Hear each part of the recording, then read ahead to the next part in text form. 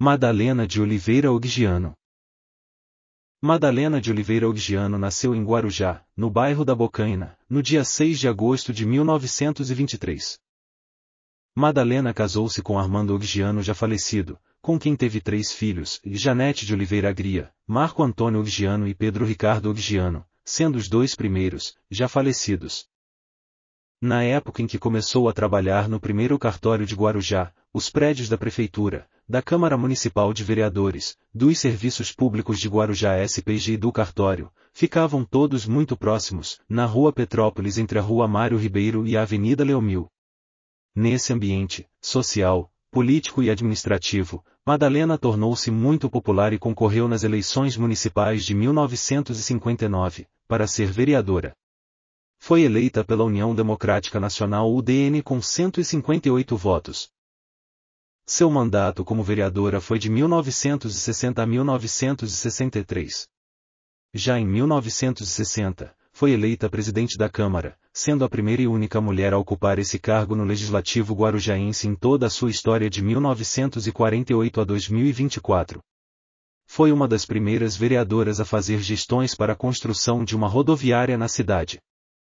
Madalena foi uma das maiores incentivadoras para que o Guarujá tivesse uma banda municipal. Para isso, aliou-se com Alfredo Del Bianco, Domingos de Souza e Azuil Loureiro. Madalena, inclusive, financiou a compra dos instrumentos da banda de Guarujá, em 1962.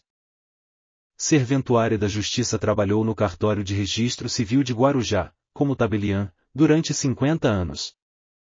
Dona Madalena, como ficou conhecida pelas gerações futuras, junto com algumas amigas, criou a Comunidade de Assistência à Criança CAC, uma das primeiras creches da cidade. Esta instituição privada também foi presidida por Madalena de Oliveira, que, inclusive, cedeu uma casa de sua propriedade para instalar a CAC. Durante 10 anos essa instituição funcionou, nessa casa, na Avenida Ademar de Barros, quase em frente à atual Fundação Casa 2024. A CAC atendia crianças gratuitamente. Por um período, também, forneceu refeições para pessoas carentes, através de um programa do governo federal. Foi diretora da creche Marina Daige. Recebeu vários prêmios em reconhecimento às suas ações nas áreas social, política e profissional. Madalena de Oliveira Ogiano faleceu no dia 9 de fevereiro de 2002, na cidade de Guarujá, aos 78 anos de idade. A Câmara Municipal de Guarujá homenageou Madalena, colocando seu nome em uma rua no Jardim Acapulco. Manuel Alexandre. Manuel Alexandre nasceu no dia 1º de março de 1896. Era natural do distrito da Guarda, Portugal, e desembarcou no Brasil em 20 de fevereiro de 1913, rumando para São Vicente, onde tinha familiares. Chegou ao Guarujá na segunda década do século XX. Trabalhou como fotógrafo lambe-lambe na praça em frente ao Grande Hotel, onde também, com o tempo, passou a alugar bicicletas para os turistas. Em 1922, casou-se com a também portuguesa, natural de Trancoso, Maria Encarnação Ferreira 1709-1898 e 2609-1954. O casal teve 3 filhos, Maria Nascimento Alexandre 0808-1923, 3006-1990, José Isidoro Alexandre 2709-1925, 1704-1990 Antônio Alexandre 2402-1928, 1212-2012.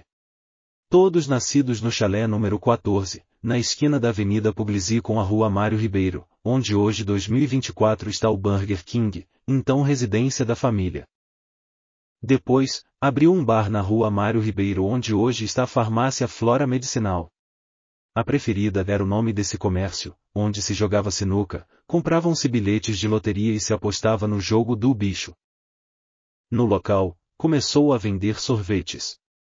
Percebendo o grande interesse dos fregueses, resolveu investir no negócio. Em 1949, foi inaugurada a Sorveteria Guarujá, a primeira na cidade. Manuel Alexandre faleceu em 21 de novembro de 1971, aos 75 anos de idade. A Câmara Municipal de Guarujá, em sua homenagem, colocou o seu nome em uma avenida no Jardim Acapulco. Manuel Antônio Lopes Vasques Vergara. Manuel Antônio Lopes Vasques Vergara nasceu no dia 9 de março em 1963, na cidade de Santos. Seus pais eram Manuel Vasques Vergara e Maria Mercedes Lopes Vasques, que moravam na cidade de Santos. Manuel Vergara iniciou seus estudos nas escolas de Santos, fazendo ginásio no Colégio Santista e depois um curso técnico no Colégio do Carmo. Frequentava o Guarujá desde jovem, pois seu pai, conhecido como Manolo, era um dos proprietários da padaria Elite, que ficava na região mais central do bairro Pitangueiras. Manuel chegou a trabalhar nessa padaria e logo depois montou a mercearia Vanessa, no final da rua Mário Ribeiro, no bairro da Barra Funda. Por ainda não ter a maturidade suficiente para tocar o negócio, e com a pressão do seu pai, resolveu entregar as chaves do comércio para o seu genitor. A partir daí, Manuel Vergara preparou-se para uma nova fase em sua vida. Foi para os Estados Unidos onde ficou por 2 anos. De volta para o Brasil, fixou-se na cidade de São Paulo. Logo conheceu Vera Lúcia da Costa, com quem se casaria em 1992. O casal teve 2 filhos, David e Christian. Manuel e Vera, sempre que podiam, vinham a Guarujá para visitarem os pais de Manuel. Nessa época, Manolo havia deixado a sociedade na padaria Elite e montou a pizzaria Borghese, que ficava quase em frente ao ginásio do Guaibê. Com um pouco mais de 1 ano de idade, o filho caçula de Manuel e Vera, foi diagnosticado com autismo. Vera começou a perceber que no Guarujá a criança ficava mais tranquila. Em 2007, o casal resolveu mudar-se definitivamente para o Guarujá. Buscando uma escola adequada para Christian, o casal começou a notar que existiam graves irregularidades em certas instituições municipais, relacionadas a esse tipo de serviço. Foi então que Manuel começou a externar esses problemas em um blog criado por ele. Passou a publicar diariamente fatos vivenciados por ele e a esposa. O trabalho que Manuel Vergara fazia começou a ter uma grande repercussão na cidade. Várias pessoas entravam em contato com ele para relatar outros problemas na administração municipal. Desta forma, o blog de Manuel passou a ser uma das referências tanto na cidade de Guarujá como na região da Baixada Santista, devido à sua participação em programas de televisão.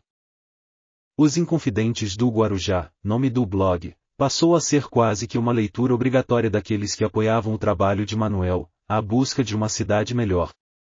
No entanto, seu trabalho também chamou a atenção daqueles que não gostam de ser importunados.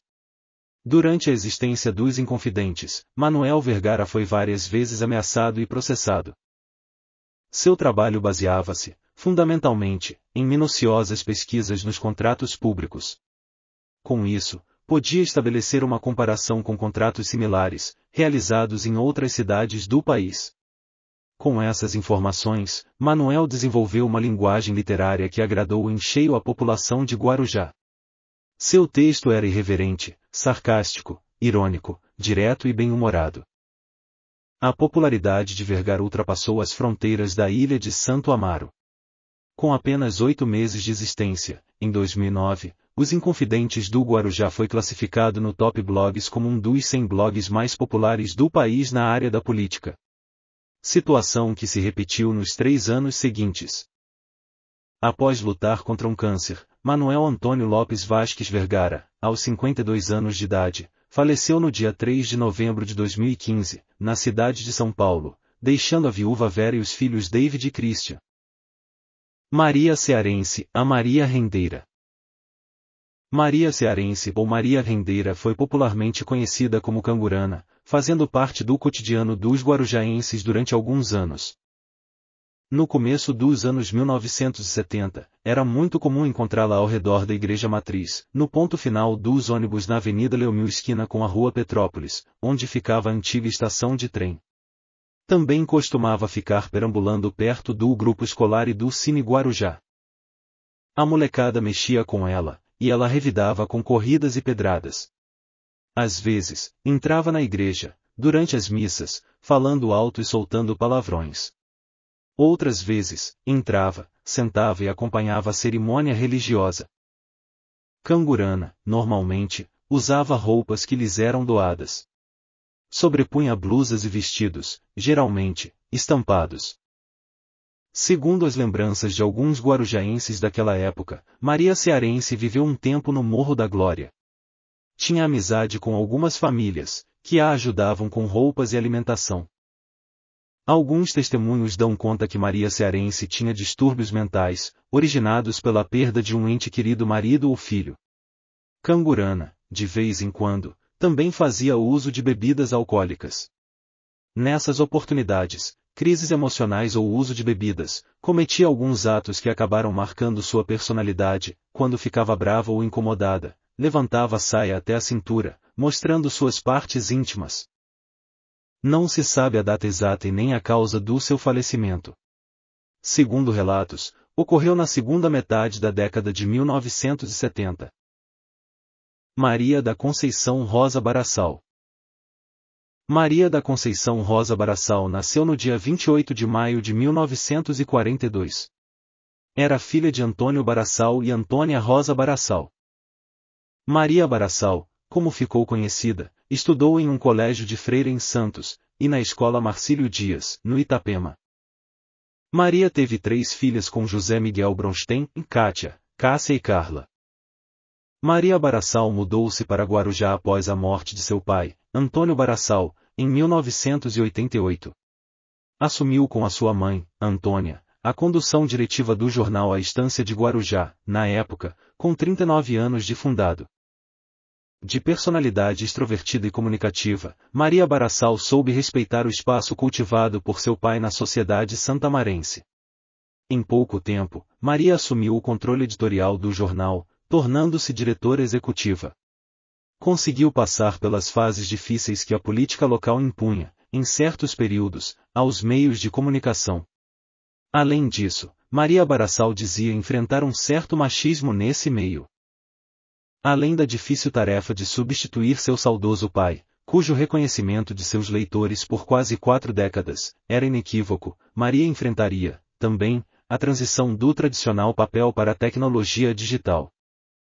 Naquela década de 1990, a internet foi ganhando novos espaços, e por consequência, aumentando seu contato com o público usuário.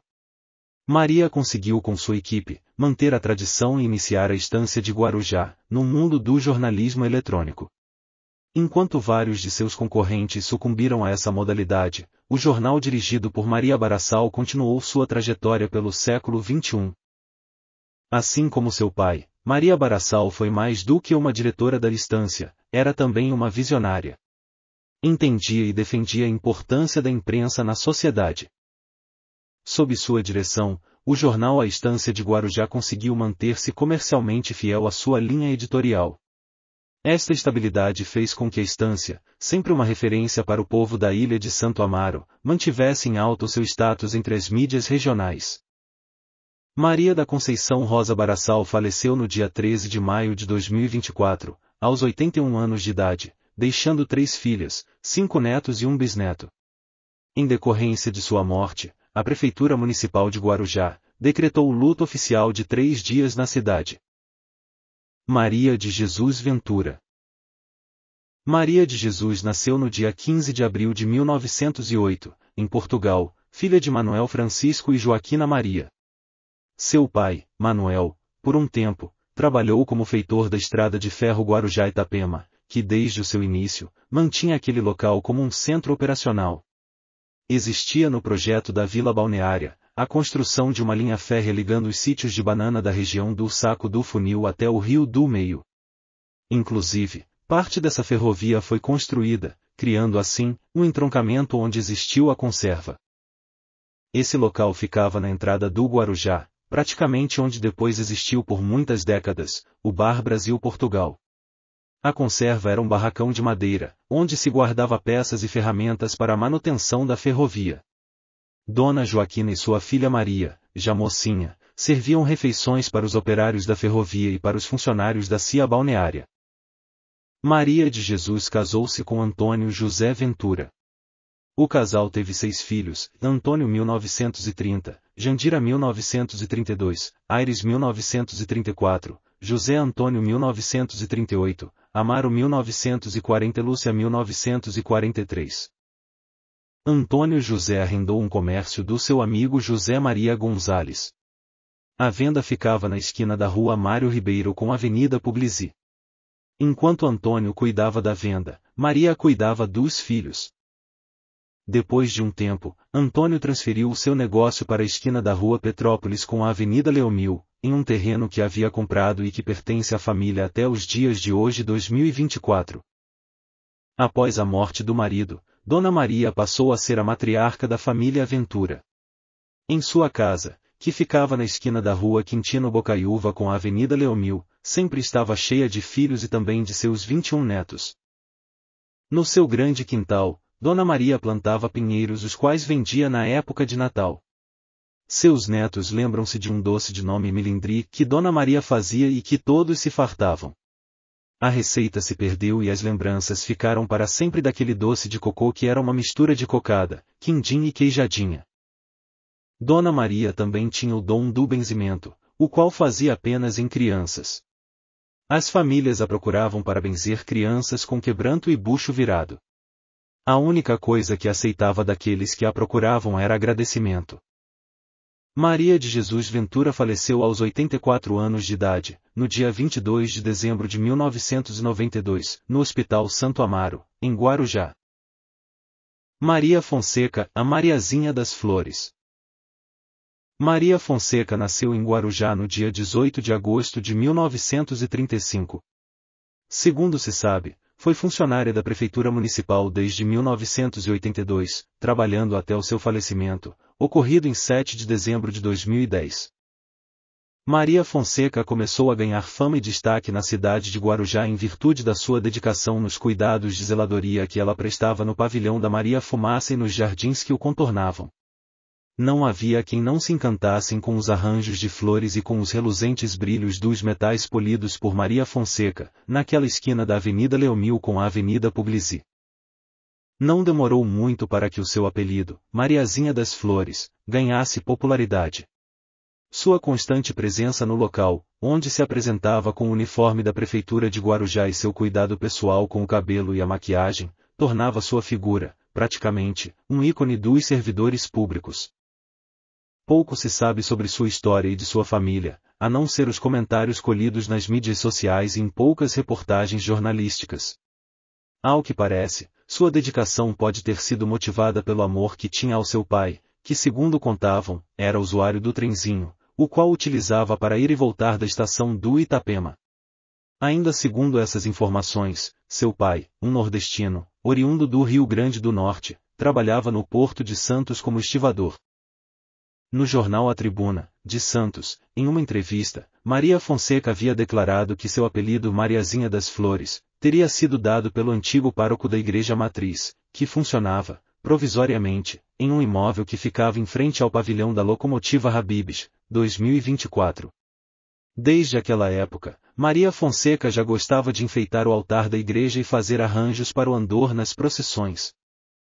A preferência de Mariazinha das Flores pela Embira ainda é um mistério. O fato é que a flor amarela predominava nos arranjos feitos nos jardins do pavilhão.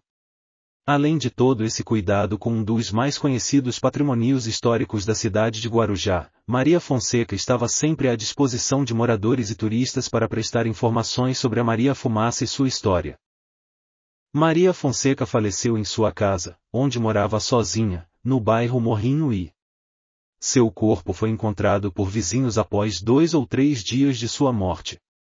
Maria Fonseca foi enterrada no cemitério da Vila Júlia, em uma campa à esquerda da capela e, no dia do seu enterro, seu túmulo foi coberto com muitas coroas de flores, onde uma delas se destacava, por ter sido feita com suas amadas embiras amarelas. Maria Júlia Marques, Dona Júlia do Fórum. Maria Júlia Marques nasceu na cidade de Tatinga, interior de São Paulo, em 24 de março de 1930. Filha de imigrantes alemães e italianos, seu pai Raul Senor, farmacêutico, e sua mãe Alzira Tiegui, fixaram residência na cidade de Tatinga, onde viveu até seus 12 anos de idade.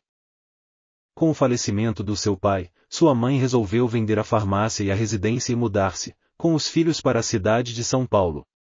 Na capital paulista, Alzira comprou uma pensão, possibilitando assim a entrada de recursos econômicos para criar os filhos Maria Júlia e Luiz Carlos. Maria Júlia foi estudar no Colégio Interno de Freiras Sagrado Coração de Maria.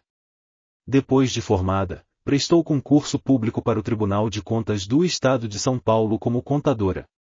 Sendo aprovada, logo começou a trabalhar no tribunal. Sua relação com o Guarujá, segundo ela contava, começou em um belo domingo de sol, em que veio ao Guarujá. Júlia estava em um passeio com amigas do trabalho e foram de barco até o Farol da Moela. Nesse passeio conheceu o caiçara Afonso Marques, que estava em mais dos seus dias de pescaria. Segundo ela, foi amor à primeira vista, e logo se casaram. No início do casamento Maria Júlia fixou residência em Guarujá, mas manteve-se em seu emprego no Tribunal de Contas. Durante muito tempo, ia e voltava todos os dias da capital. Conseguiu com muita luta e muita conversa o seu comissionamento para os serviços públicos de Guarujá SPG. Depois de alguns anos, foi transferida para o Fórum do Guarujá, sendo secretária do juiz de direito Dr. Roberto Amauri Galiera, e depois do juiz de direito Dr. Eduardo Romero. Fez parte, também, do Juizado de Menores de Guarujá. Dona Júlia do Fórum, como nessa época era conhecida pelos guarujaenses, tinha uma atuação dinâmica e reconhecido valor de autoridade. Sempre que convocada como servidora pública, Dona Júlia gozava da admiração e respeito da sociedade de Guarujá. Ficou viúva em 2008 e após 10 anos de viuvez, faleceu em 2018, aos 88 anos de idade, deixando sua filha Rosana Marques e seu neto Calane Marques Brito. Maria Luísa Fernandes. Maria Luísa Fernandes, portuguesa de Povolide, nasceu no dia 10 de dezembro de 1894. Maria era filha de Eduardo Cardoso e Carolina de Jesus Cardoso. Casou-se com Manuel Fernandes por volta de 1917, na cidade de Santos. Maria e Manuel ficaram casados por cerca de 20 anos. O casal teve 9 filhos: Manuel Fernandes Neto, Antônio Tunico, José Pedro Zeca, Maria Luísa, Joaquim Quincas, Adélia, Augusto, Baltazar e Eduardo Frango. Quando se casou com Manuel, Maria já tinha uma filha, de nome Olga.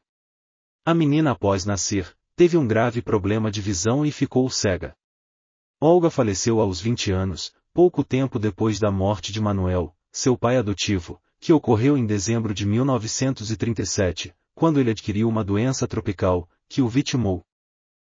Com a morte do marido, Maria assumiu a padaria da família, comprada por Manuel em 1914. Alguns de seus filhos auxiliavam no atendimento aos fregueses, na entrega de mercadorias, e também, acompanhavam-na até Santos onde ela fazia as compras no atacado. Foram praticamente 4 décadas de muito trabalho, onde Dona Maria, além de cuidar da padaria, também cuidava da casa, onde morava com toda a família. A residência da família Fernandes ficava na parte de trás do comércio, na conhecida Vila Benzi. A padaria de Dona Maria era responsável pela produção dos pães de Santo Antônio, os quais ela ofertava para a Igreja Matriz, em todos os festejos do santo. Além disso, Maria Luísa Fernandes não perdia as procissões em louvor a Nossa Senhora de Fátima. Mesmo muito adoentada, já no final de sua vida, pedia para os seus filhos e netos que a levassem até a porta da padaria, onde a procissão costumava passar. Maria Luísa Fernandes faleceu no dia 25 de março de 1986, aos 91 anos de idade. A Câmara Municipal de Guarujá a homenageou colocando seu nome em uma rua no Jardim Acapulco. Mário de Oliveira Ribeiro. Mário de Oliveira Ribeiro nasceu no dia 7 de março de 1865, em Laranjeiras. Era filho do capitão Antônio de Oliveira Ribeiro e Ana Carolina de Carvalho Oliveira. Mário Ribeiro casa-se com sua prima irmã, Elise, e com ela, o casal teve 5 filhos, e Milton o primeiro do nome faleceu com 2 anos, Milton de Oliveira Ribeiro o segundo do nome, nascido em Santos SP, em 1902 e falecido em Guarujá SP, em 9 de janeiro de 1918, era solteiro. Mário de Oliveira Ribeiro Marinho, nascido em Santos SP, no dia 4 de julho de 1909 e falecido em 1994, casou-se em São Paulo, capital, no dia 6 de julho de 1952, com Maria José Bittencourt, não deixando herdeiros. Dulce a primeira do nome faleceu criança, e Dulce de Oliveira Ribeiro a segunda do nome, tratada na família como Dulcinha, nascida em Santos SP, em 9 de abril de 1917, falecida em São Paulo, capital, em 7 de janeiro de 2006, solteira. As primeiras informações que temos sobre a presença de Mário de Oliveira Ribeiro na cidade de Santos, indicam a sua participação no seleto corpo docente da recém-criada Academia de Comércio, em 1907. Já trabalhando como farmacêutico, Mário Ribeiro era o titular da cadeira de História Natural, e entre seus colegas estavam Tarquínio Silva português, Dr. Alfredo Tabira inglês, Dr. Adolfo Porchat de Assis Geografia, Delfino Stockler de Lima Matemática, Dr. João Carvalhal Filho História, e Benedito Calixto Caligrafia e Desenho. Alguns anos depois, Mário Ribeiro também assumiria a cadeira de Geografia, outra de suas paixões. Em 1912, a Academia de Comércio mudou o nome para Academia de Comércio José Bonifácio, depois Escola e, por último, Associação. O nome de Mário Ribeiro também é citado como parte integrante da administração da Santa Casa de Misericórdia de Santos, no biênio de 1907 a 1908, como sendo um dos mordomos mensais. Em 1911, em uma notícia publicada sobre um atropelamento de uma criança por um bonde, Mário Ribeiro, que fez os primeiros atendimentos à vítima, é citado como proprietário da farmácia Confiança, que se localizava à Rua do Rosário esquina com a Avenida Conselheiro Nébias. Apesar de algumas tragédias familiares ocorridas em um curto período de tempo, principalmente a perda de seu filho mais velho, no mesmo ano de 1918, o farmacêutico Mário Ribeiro tornar-se-ia um dos maiores responsáveis no salvamento de vidas no combate à gripe espanhola. De contágio rápido e altamente letal, o vírus influenza espalhou-se rapidamente entre a população de Santos e região. No final de setembro daquele ano, os casos diários ocorriam a centenas. Em Guarujá, a farmácia de Mário Ribeiro tornou-se uma espécie de pronto-socorro. Relatos da época contam que o farmacêutico não mediu esforços para atender a todos que o procuravam. Com sua valise de trabalho e um carro disponibilizado pela Companhia Guarujá, Mário Ribeiro visitou e tratou cerca de 500 doentes, em vários pontos da ilha de Santo Amaro. 2 meses depois do início da epidemia, o jornal A Tribuna, de Santos, do dia 1 de novembro, publicava uma nota de louvor ao farmacêutico Mário Ribeiro pelo seu virtuoso e incansável trabalho de combate ao influenza. Na nota, existe a citação de que, graças aos esforços do farmacêutico de Guarujá, o número de mortos em toda a ilha de Santo Amaro registrava, então, apenas 2 óbitos. Reconhecendo o valor do serviço prestado, os habitantes do Guarujá, em grande número, foram à casa de Mário de Oliveira Ribeiro, onde, usando da palavra, o coronel Pires Domingues fez ao homenageado uma saudação comovida, significando em breve alocução toda a gratidão dos guarujaenses a quem com tanto desvelo, protegera durante os dias sombrios da terrível calamidade. E em nome da população o coronel Pires Domingues ofereceu a Mário de Oliveira Ribeiro um fino guarda-chuva com cabo de ouro, outro para sua senhora, um termômetro e uma caneta de ouro e um cheque de R$ 1 para sua filhinha Jornal de Santos. Fonte e nota de rodapé, da página 191, do livro Genealogia Sergipana, volume I, 2008, Ricardo Teles Araújo. Outro momento muito mencionado pelos moradores antigos de Guarujá sobre Mário Ribeiro, refere-se, também, ao combate a outras doenças. Em 1920, o número de casos de malária, paludismo e febre amarela aumentou exponencialmente em Guarujá. Desta vez, juntamente com o Dr. Arthur Costa Filho, médico sanitarista, Mário Ribeiro ajudou a conter o avanço da doença e tratou os enfermos. Acometido de uma doença que não foi tornada pública, Mário Ribeiro seguiu para a cidade de Rio Claro, no interior do estado, às pressas, a fim de iniciar um tratamento. Essa notícia foi divulgada no jornal A Tribuna, de Santos, no dia 17 de fevereiro de 1921, com a publicação de uma breve carta de despedida. Mário de Oliveira Ribeiro, achando-se doente e necessitando retirar-se por 2 meses do Guarujá, por conselhos médicos e não podendo despedir-se pessoalmente dos seus amigos, o faz por este meio, aproveitando o ensejo para agradecer ao digno diretor-geral da Companhia Guarujá, ao Sr. Domingos Tucci, representante da mesma, A fineza da licença que lhe concederam por intermédio do meu particular amigo Dr. Rogério Luxi. Guarujá, 16 de fevereiro de 1921. Um mês e meio depois de sua partida para Rio Claro, Mário Ribeiro, aos 56 anos, não conseguiu vencer a doença que o acometia, e morre no dia 2 de abril de 1921. Seu enterro deu-se na cidade de Rio Claro no dia 3 de abril. 2 missas de sétimo dia foram realizadas, uma na Matriz do Rosário, em Santos, e outra na Capela de Santo Amaro, que ficava a poucos passos de sua farmácia, em Guarujá. Pouco mais de 2 anos de sua morte, a Câmara Municipal de Santos homenageou Mário de Oliveira Ribeiro, colocando seu nome na rua onde ele havia instalado a sua farmácia em Guarujá.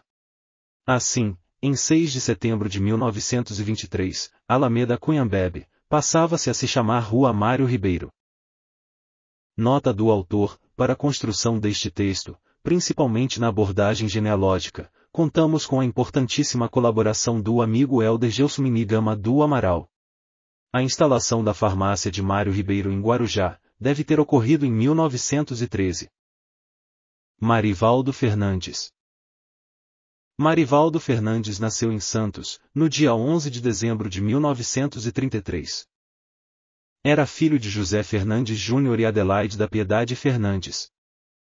Marivaldo estudou no Colégio Santista até concluir o ginasial. Desde cedo começou a trabalhar com seu pai, na aviação Guarujá, criada em 1943. Em 1960, tornou-se sócio da empresa com 25% de participação, mesma parte também concedida à sua irmã Maria Helena. Em seguida, casou-se com a jovem santista, Vera Maria Queiroz, com quem teve 3 filhas, e Gisela, Maristela e Gabriela. Marivaldo tinha um amor imenso pelo automobilismo.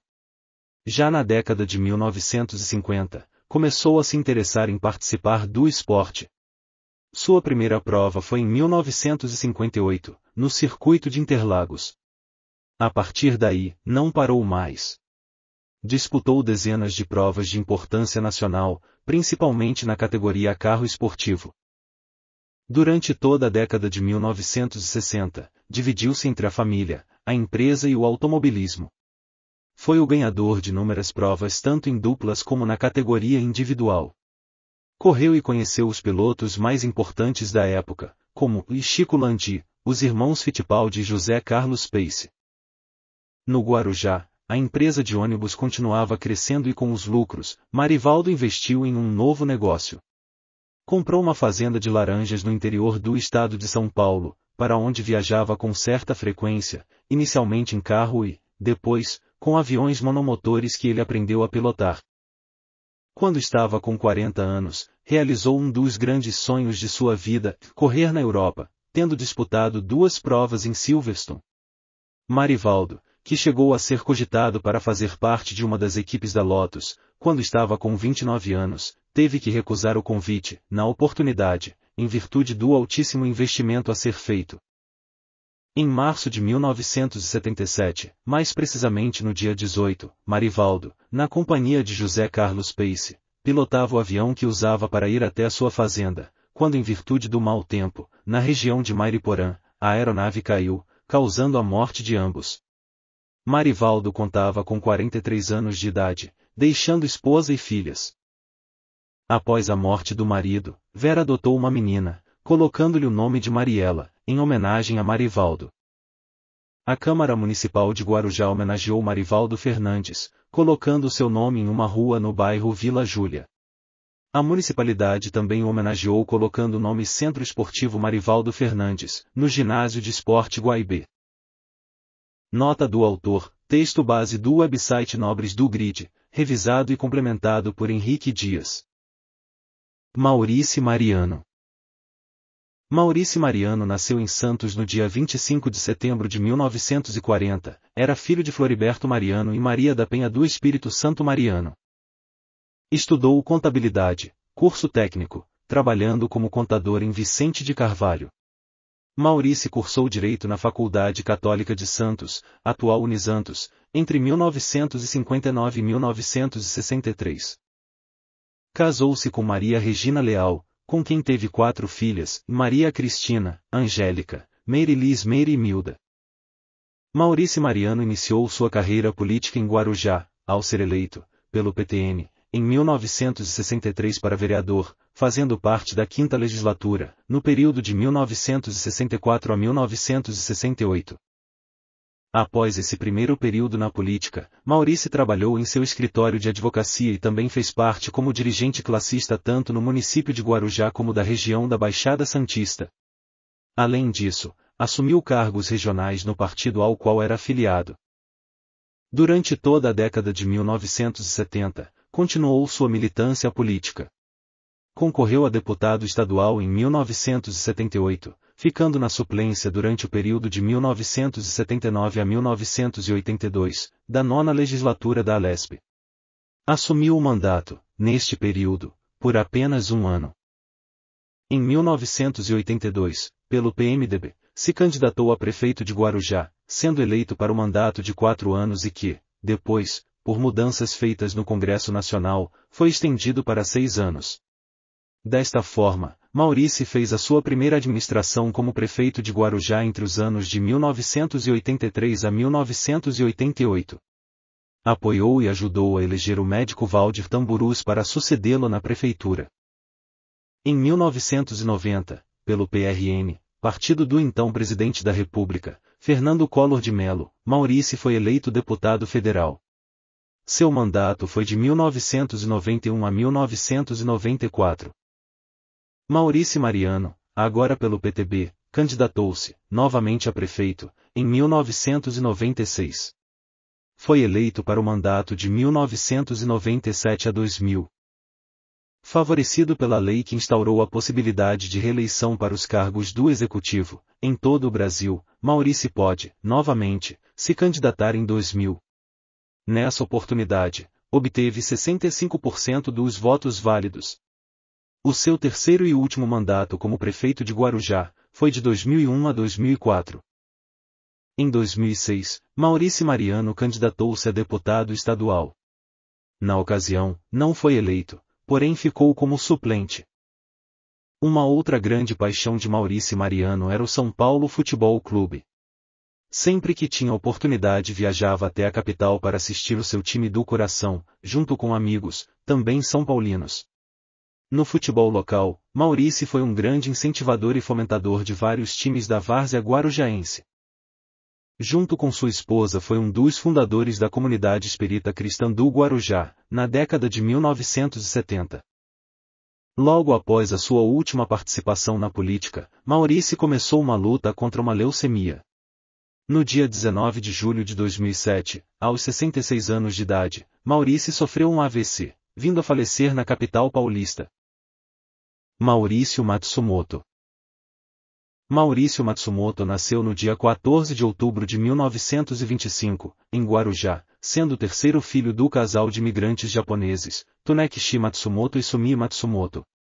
Tinha 7 irmãos, todos nascidos em Guarujá, em Alina Maria, Wanda, Judite Terezinha, Akio, Hilda, Isa, Elga.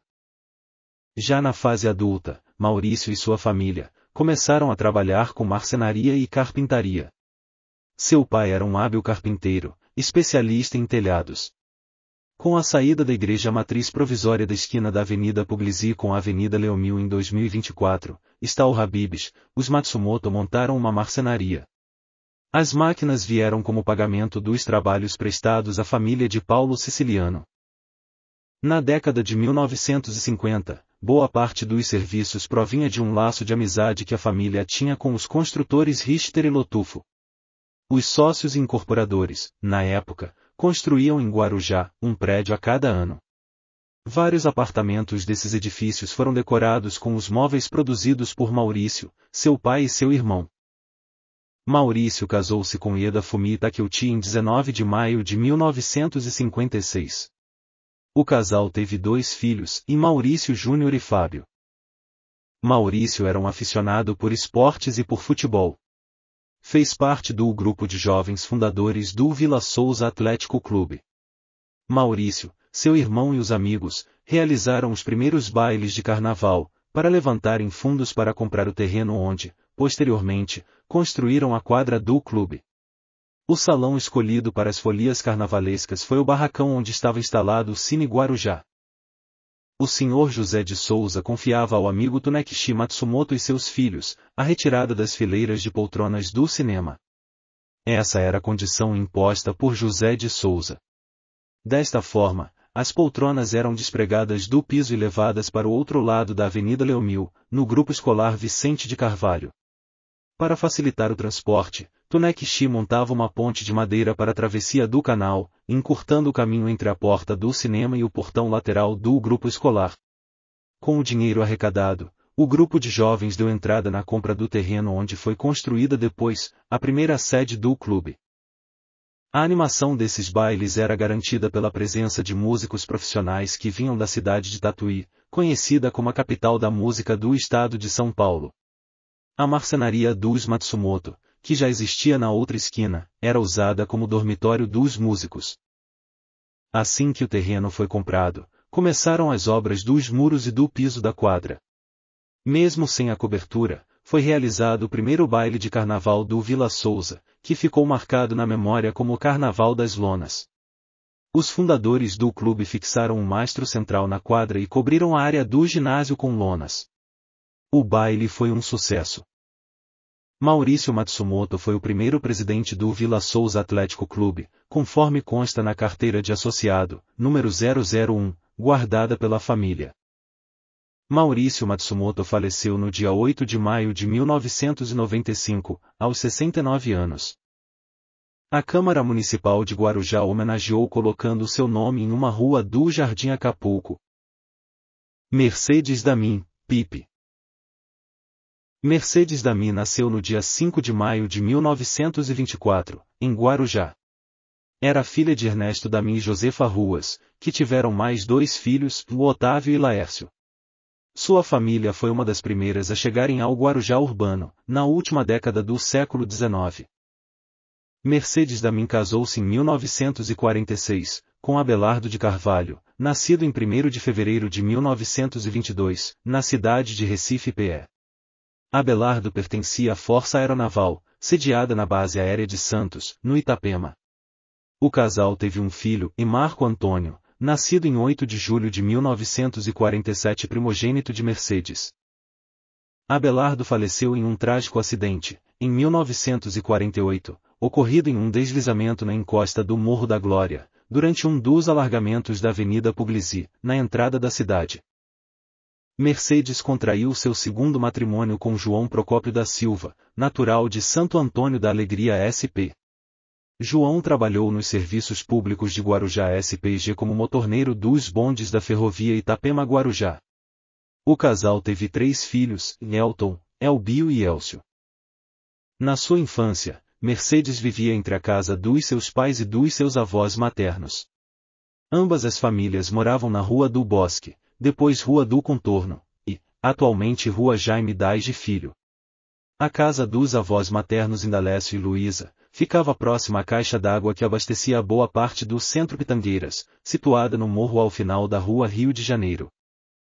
Mercedes costumava frequentemente visitar a casa dos avós paternos, Eduardo e Marie Lude, na área rural da cidade Vargem Grande, onde a família tinha sítios com bananais e outras plantações. Naqueles anos 1930, a jovem menina teve a oportunidade de conhecer a ilha de Santo Amaro como poucas pessoas de sua época. Com 20 tios, somando-se os da família Damin e os da família Ruas, a Pipe, apelido recebido dos avós maternos na tenra infância e como sempre foi muito conhecida, estava frequentemente para lá e para cá na casa de um tio, de uma tia, ganhando assim uma prazerosa vida ao ar livre, quando a natureza de nossa ilha ainda estava quase intocada. Com seus 12 anos, ousava usar bermudas que, segundo ela, lhe proporcionavam mais liberdade para as brincadeiras, como subir em árvores, pular o canal da Avenida Leomil, fazer piqueniques nos morros e também andar de bicicleta. Dona Pipe foi uma das primeiras estudantes do Grupo Escolar Vicente de Carvalho, em sua primeira sede, na Rua Mário Ribeiro. Conheceu e teve algumas aulas com a professora Raquel de Castro Ferreira, que já estava prestes a se aposentar. Pipe gostava de escrever e recitar poesias. Contava que sempre era convocada para recitar poesias e declamar poemas em cerimônias públicas e escolares. Com sua bicicleta passeava por vários lugares de Guarujá. Conheceu o Perequê, o Guaiúba, o Tombo, as Astúrias, a Várzea Grande e o Saco do Funil, onde a represa abastecia de água a parte da cidade, e quase todos os morros ainda em suas exuberantes formas naturais. Frequentava com o seu avô Indalécio, o Mirante Miramar, construído para deleite dos hóspedes do Grande Hotel, que de lá tinham vista panorâmica do bairro, da Praia das Pitangueiras e do imenso mar. Esse mirante ficava no Morro do Botelho, a cerca de 30 metros de altura, entre a Rua Petrópolis e a Rua Rio de Janeiro. Depois que se casou pela segunda vez, Mercedes começou a lecionar no curso primário como professora na escola 15 de Novembro. A escola ficava junto à casa principal da propriedade da cantora lírica Bidu Sayão, no Perequê. A jovem professora era levada do centro até a instituição de ensino, por charreteiros que trabalhavam para o SPG. O percurso, com cerca de 14 quilômetros, era feito por toda a extensão da faixa de areia da Praia da Enseada e, depois, pela estrada, ainda não asfaltada, até o Perequê. A escola era mista e na mesma e única sala de aula, existiam alunos do primeiro ao terceiro ano primário. Após vários anos, Mercedes foi transferida para outras escolas na cidade. Lecionou no Itapema, na Cachoeirinha e no Santo Antônio. Aposentou-se como professora, tendo sido designada para exercer atividades de assistência social em momentos cruciais da cidade, quando esta era atingida por catástrofes. Em sua casa, onde moravam também seus pais que a ajudavam nas tarefas diárias, Mercedes cuidava dos 4 filhos e ainda arrumava tempo para escrever suas poesias, pintar suas aquarelas e quadros a óleo, sua paixão. Dedicava-se, também, à música, tocando seu acordeão com facilidade, fruto de suas aulas de piano quando jovem. Participou do coral da Igreja Matriz, além de cursar datilografia e enfermagem, cursos promovidos pelo padre Domênico. Com mais de 90 anos, manteve com zelo e carinho, um grande acervo de documentos e fotografias, tanto da história da família como de Guarujá. Quando entrevistada, Dona Pipe, aos 91 anos de idade, contava com uma memória privilegiada. Recitava suas poesias de cor e tocava algumas músicas em seu piano, relembrando algumas passagens de sua vida que, segundo ela própria, não podia ter sido melhor. Mercedes Damin da Silva faleceu aos 95 anos de idade, no dia 10 de fevereiro de 2020, na cidade de Guarujá.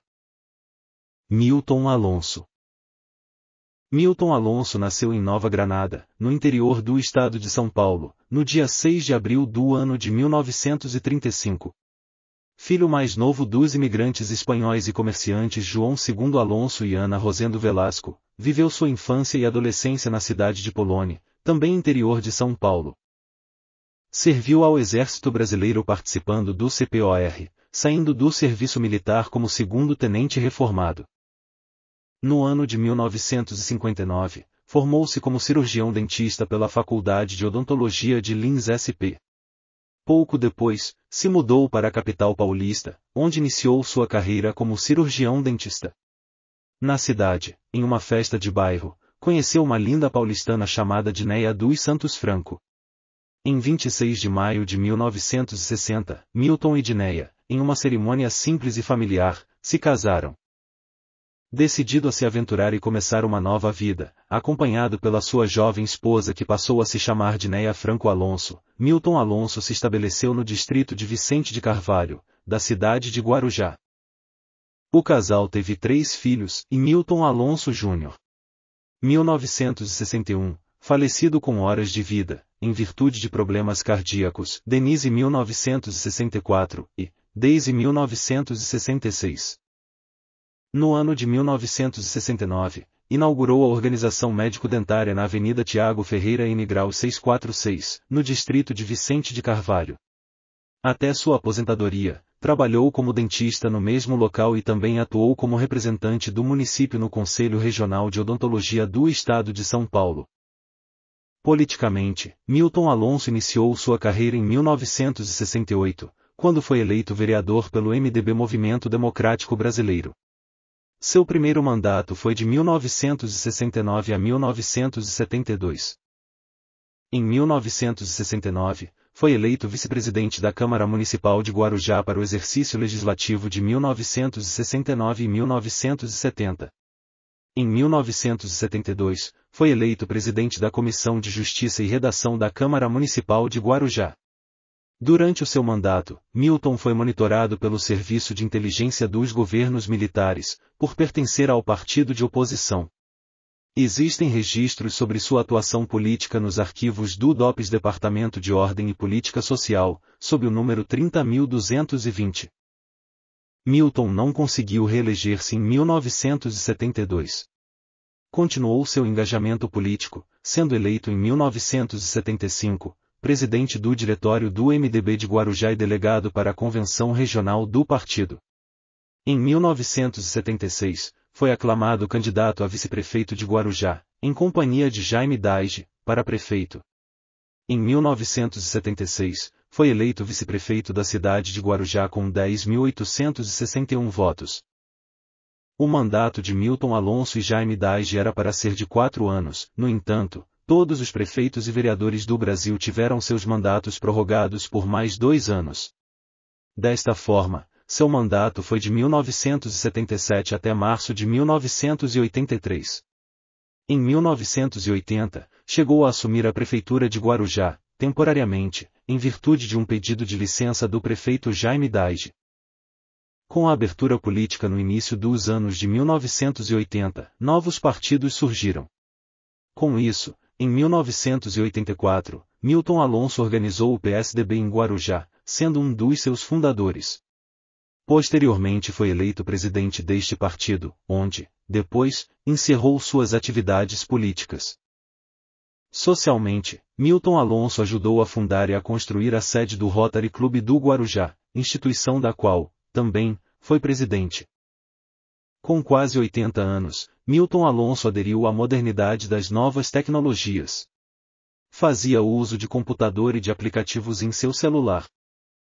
Ainda nos tempos de trabalho como cirurgião-dentista, talvez estimulado pelos significados do amarelo, sua cor preferida, em certo dia deixou escrito: algumas vezes exausto da labuta costumeira. Quisera poder dormir uma eternidade inteira. Mas, porém, penso melhor. Esqueço luta e canseira. Pois muito breve farei isso. Quer eu queira, quer não queira. Finalizaremos essa bibliografia, com o texto escrito por sua filha, Denise Alonso.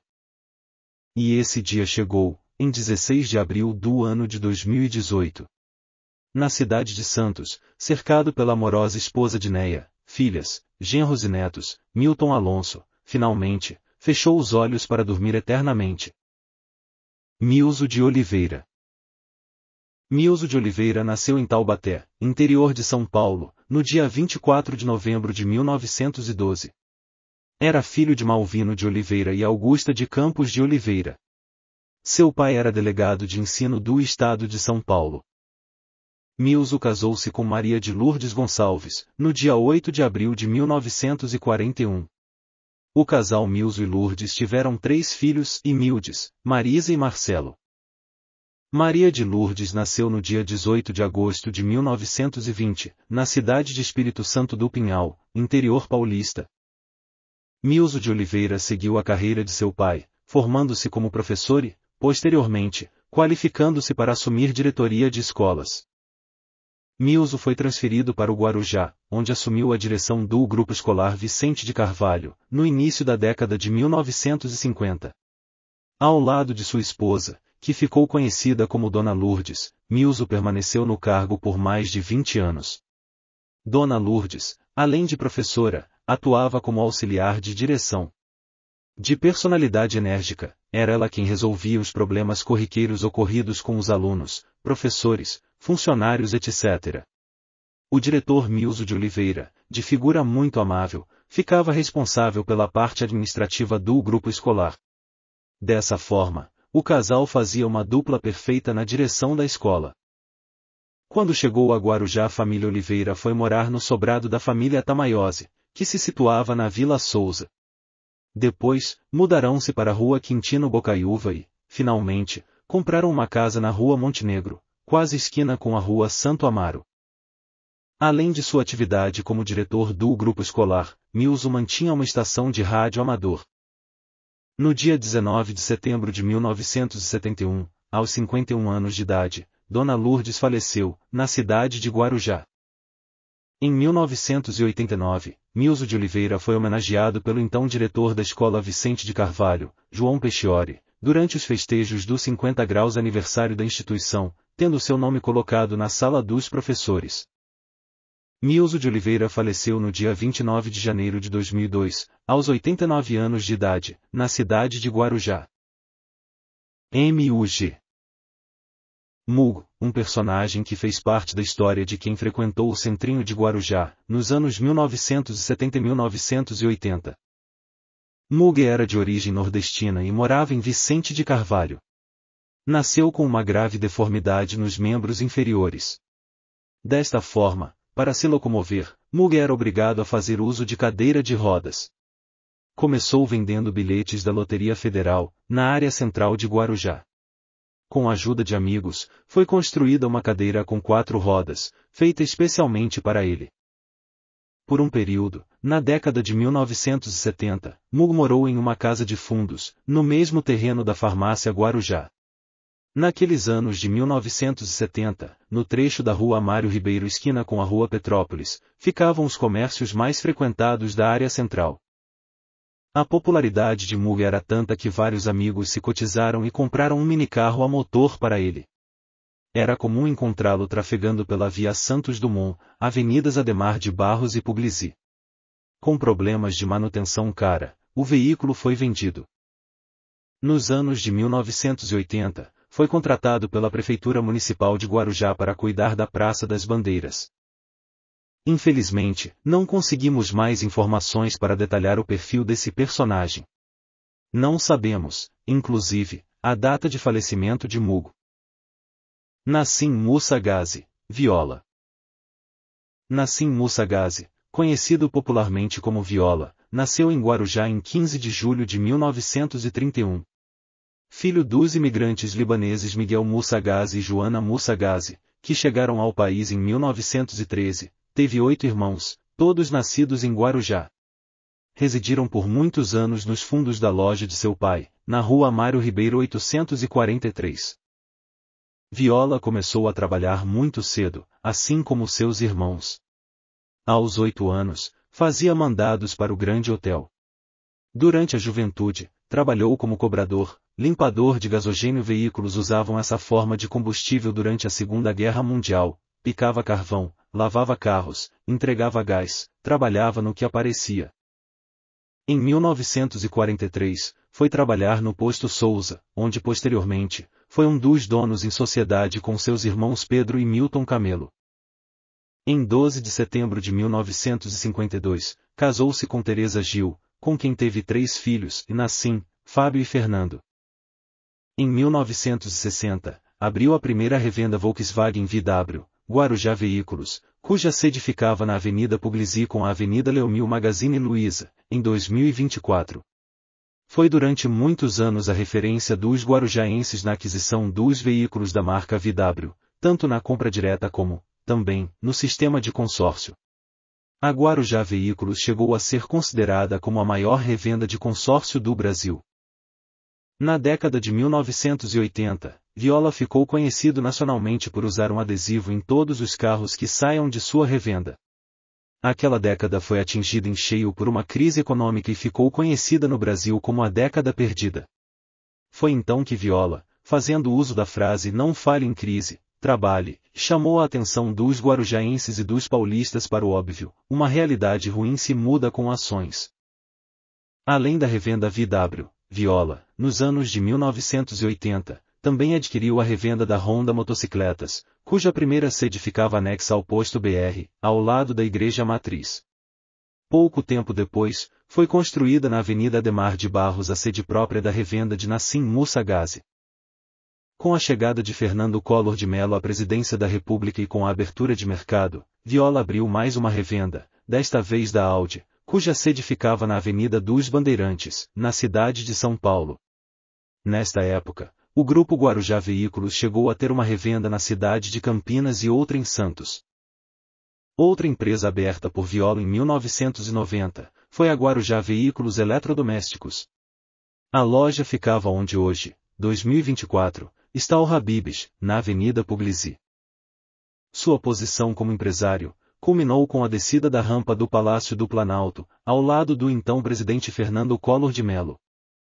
Nos anos de 1990, o grupo empresarial de Viola, fazendo uma arriscada mudança de segmento, investiu pesadamente na incorporação e venda de imóveis. Neste segmento, o empresário não conseguiu, e não obteve, o mesmo sucesso tido com suas primeiras empresas. Já com mais de 70 anos, Nassim Moussa Ghazi começou a ter graves problemas de saúde. Em 2003, afastou-se do trabalho, para o qual voltou, depois de realizar um transplante de rins. Neste período, seus 3 filhos que já o acompanhavam na administração de seus negócios, continuaram à frente das empresas até o seu retorno. Católico, praticante, frequentava as missas da igreja de Santa Rosa de Lima. Nas missas de domingo, Viola sempre estava acompanhado pela sua esposa, seus filhos, noras e netos.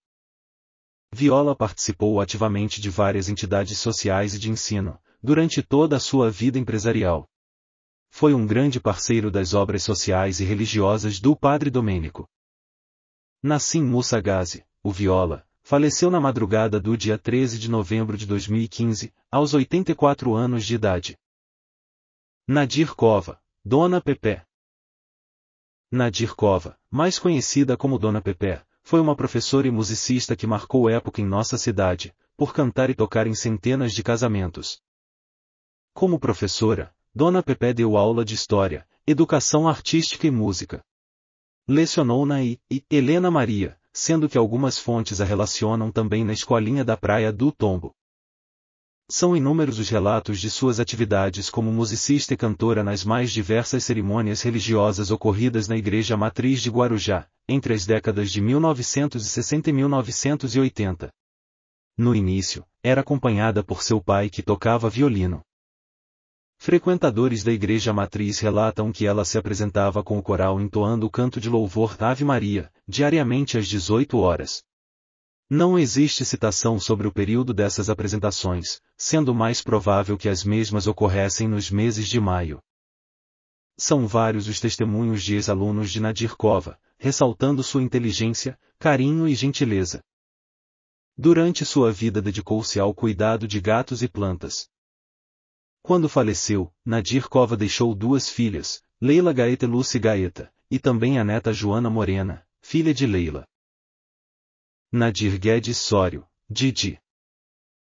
Nadir, mais conhecida como Didi, foi esposa do ex-jogador de futebol Wilson Sório, o Melão. O casal teve 2 filhos, Wilson Sório Júnior e Rogério, o Neno, já falecido. Didi tornou-se particularmente conhecida na cidade em virtude de sua participação nas atividades esportivas de seu esposo e, depois, de seus filhos. Muito simpática e popular, marcou sua presença, principalmente, no Vila Souza Atlético Clube, onde se tornava uma torcedora fanática e fervorosa do clube. Didi foi membro do Conselho Deliberativo do Fundo Social de Solidariedade de Guarujá. Nadir Guedes Sório faleceu no dia 6 de maio de 2020, na cidade de Guarujá. Oswaldo Santos, albaiano das Astúrias. Oswaldo Santos nasceu em Jacobina BA, no dia 22 de fevereiro de 1936. Oswaldo migrou para o estado de São Paulo, ainda menino, junto com a sua mãe. Seu primeiro destino foi a cidade de Catanduva. Lá, ainda usando calças curtas, foi trabalhar em uma floricultura. Depois de alguns anos, resolveu arriscar a vida na cidade grande. Oswaldo mudou-se para São Paulo. Durante 10 anos trabalhou nas casas regentes, depois na empresa Pontal, aonde chegou ao cargo máximo. Nessa época conheceu Anicei Naomi Morizono, com quem se casaria. O casal teve 2 filhas, Érica e Flávia. Em 1979, mudou-se para o Guarujá, onde abriu um pequeno restaurante. O nome sugerido por um casal de amigos foi aceito por Oswaldo e Naomi. Assim nasceu o Baiano das Astúrias. Logo aquele pequeno e aconchegante restaurante instalado na Avenida General Rondon, começou a se popularizar. O diferencial da casa era a forte ligação com a cultura. Osvaldo transformou seu negócio em uma pequena sede das Nações Unidas. Osvaldo tanto divulgava a cultura e história local, como também colecionava preciosidades. Verdadeiro embaixador da cultura, enviava, através de carta, material turístico para diversos pontos do Brasil e do exterior. Em contrapartida, pedia a quem recebesse suas cartas, que lhe mandasse também alguma coisa sobre as suas cidades, estados e países. Muitos não sabiam, mas Osvaldo Santos era também fluente na língua japonesa. Osvaldo tinha um acervo bem diversificado e cheio de curiosidades. Conforme declarou ao repórter Rogério Stonoga, do jornal Guarujaense, Diário da Cidade, em 1994, entre seus pertences podia-se encontrar mensagem do presidente americano, Ronald Reagan e do príncipe de Mônaco, Rainier III, cartões de artistas e cantores como Michael Jackson, cartão do bispo sul-africano Desmond Tutu e, da comediante Dercy Gonçalves, ganhou uma calcinha. Com todo esse trabalho, o Baiano das Astúrias ganhou projeção nacional. Na década de 1990, Osvaldo foi entrevistado no programa do Jô, na Rede Globo. No início dessa mesma década, transferiu seu restaurante para Enseada, em uma sede própria construída sob medida para abrigar o seu acervo, mas que obrigou a mudar o nome do restaurante para Baiano das Astúrias agora na Enseada. Apaixonado pela história de Guarujá, montou 2 coleções sobre os ex-prefeitos da cidade. Uma em aquarela e outra com bustos esculpidos em madeira de lei. Ambas as coleções produzidas pelo artista plástico, nordestino, Franciné. No anos 2000, o bar e restaurante ganhou uma nova grife, Casa de Cultura Baiano das Astúrias. Sendo em 2007, declarada como utilidade pública, pela Prefeitura Municipal de Guarujá. Nos últimos anos de sua vida, Osvaldo dedicou-se a produzir curtas-metragens em parceria com Tony Valente. Alguns curtas de Osvaldo foram premiados. Osvaldo Santos ficou viúvo em 2008. Faleceu aos 79 anos de idade, no dia 4 de maio de 2015, em Guarujá, deixando as 2 filhas e 2 netos. Osvaldo Cáfaro. Osvaldo Cáfaro nasceu em Vila Bonfim, interior de São Paulo, no dia 15 de dezembro de 1911. Era filho de imigrantes italianos, formou-se farmacêutico em 1932. Estudou na Escola Paulista de Farmácia e Odontologia, atualmente, USP, em São Paulo, capital. Seu registro no Conselho Regional de Farmácia era número 165. Após formar-se, casou em 18 de março de 1937, com Este Felícia Guerra 2103-1917 e Fim 2507-1994, com quem teve 3 filhos, Verinha 22 de janeiro de 1938, Maria Luísa 9 de abril de 1940 e Rubens 19 de outubro de 1942. Em dezembro de 1945, com o incentivo de familiares e vislumbrando uma melhor situação financeira, a família mudou-se para o Guarujá, onde abriram uma farmácia. O imóvel escolhido foi um sobrado na Rua Petrópolis, entre a Avenida Leomil e a Rua do Contorno, então, Rua do Bosque. Na parte superior do imóvel, usou como residência, e, na parte inferior, instalou a farmácia São Pedro e sublocou o espaço restante. Seu primeiro parceiro comercial foi a empresa de leite Leco, depois veio a barbearia, onde um dos barbeiros era o João Mendes, irmão de Luísa Mendes. A farmácia mantinha-se, nos primeiros anos, graças aos períodos de temporada de verão e de inverno. Pouco a pouco, a freguesia foi aumentando e Osvaldo aviava as receitas trazidas pelos clientes, principalmente do Dr. Foster e do Dr. Luiz Maciel Braia. A farmácia São Pedro, depois de alguns anos, transferiu-se para a Rua Mário Ribeiro, no piso térreo do edifício Pernambuco, onde permaneceu até o encerramento de suas atividades em 1984, 4 anos após a aposentadoria de Osvaldo Cáfaro. Além de renomado farmacêutico, Osvaldo notabilizou-se por criar um acervo de antiguidades guarujaenses. Sua coleção de postais e fotografias antigas ficou famosa e tornou-se uma referência na preservação da memória da cidade.